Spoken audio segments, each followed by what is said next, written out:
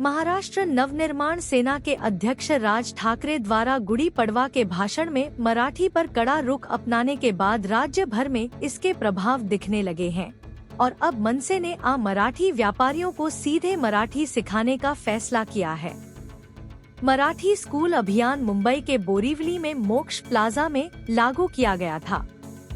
इस अवसर पर पार्टी का प्रतिनिधित्व कर रहे मनसे नेता नयन कदम ने कहा, हेमंत कांबली और दिनेश साल्वी ने व्यापारियों का मार्गदर्शन किया। नयनजी, काय सांगाल मराठी भाषेचा जो आज एक वेगळा उपक्रम या ठिकाणी आहे? असं आहे, मनसे खळखटक करते, बरोबर आहे। जर मराठीला अपमान मराठीचा झाला तर 100% खळखटक, त्यात काहीच वाद नाही। व्यापाऱ्यांनी स्वागत केलं की नाही, आम्ही तयार आहोत। आणि व्यापारी वर्ग हा कधीही मराठी बोलतो दुकार दिला। जुने जे व्यापारी जे आहेत त्यांना व्यवस्थित मराठी येते, आजच्या नवीन तरुण पिढीला मराठी येते।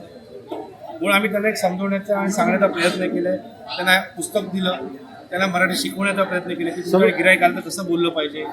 कधी कधी तुम्ही बघता की नाही आम्हाला मराठी येत, हमको मराठी नहीं आता है, हम नहीं बोलेगा मराठी। नाही तर शिक ना मित्र, तू शिकलास तर बरं आहे ना, आणि तुझ्याच धंद्यामध्ये फायदा होणार आहे। म्हणून आम्ही हा एक प्रयत्न केला की ना मराठी शिकवण्याचा, मराठी शिकतील चांगली गोष्ट आहे। माझ्या भाषेचा, माझ्या मराठीचा जर मान ठेवला तर आम्ही त्याचं स्वागतच करू, 100% करू। मनसेसोबत येत असल्याचं पाहायला मिळते। कुठेतरी मराठी शिकूया असं आव्हान करणारा फलक देखील शिवसेना ठाकरे गटाकडून लावला, कसा पाहतो? मला वाटतं 40, 45, 50 वर्ष त्यांनी ह्याच्यावरतीच काढली आहेत, कधी त्यांनी ह्या गोष्टी आठवल्या नाही। मराठी भाषा दिवस पण जर साजरा करतो, तोही मनसेने सुरुवात केल्यानंतर त्यांना आठवलं की आपण केला पाहिजे स्वागत या मराठी भाषा दिवसाचं। की जर त्यांना जाग आली उशिराने, स्वागत करतो आम्ही त्यांचं।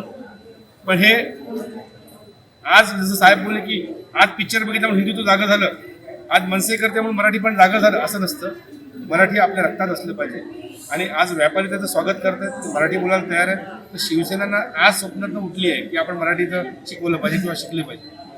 अनेकदा महाराष्ट्राच्या उत्तर भागामध्ये त्यांना लाज वाटली पाहिजे की ते जाऊन आपल्या महाराष्ट्रामध्ये मराठी भाषा दोन, आता बघा शिवसेनेची 2 पत्र आली, व्हीप जाहीर केलं तिथे, दोन्ही पत्र हिंदीमध्ये आहे। काय आमदार तुमचे हिंदी आहेत का? मी जर UP-मध्ये गेलो तर मला तिकडे हिंदी बोलायला लागणार, गुजरातला गेलो तर गुजराती नाही आली तिकडे आम्हाला हिंदी बोलायला लागणार। आम्ही तिथे जाऊन आग्रह करणार नाही की मराठीत बोला, आम्ही त्यांच्या भाषेचा मान ठेवणार। मग माझ्या महाराष्ट्रात आलं की माझ्या भाषेचा मान ठेवला पाहिजे। आणि ह्या आमदारांना लाज वाटत असेल तर तरी सोडावं महाराष्ट्र, यांना लाज वाटते का महाराष्ट्रात मराठी भाषा बोलायला? आणि जी पत्र निघाली आहेत ना, त्यांच्या नेत्यांना मी सांगू इच्छितो, तुम्ही महाराष्ट्रात राहताय याची जाण ठेवा।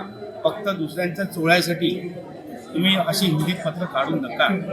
एक तर राजभाषा म्हणून तुम्ही मान्य केलं, दर्जा दिला, पंतप्रधानांनी राजभाषा म्हणून दर्जा दिला, आणि हे लोक हिंदीत पत्र काढतात। लाज वाटली पाहिजे अशा नेत्यांना।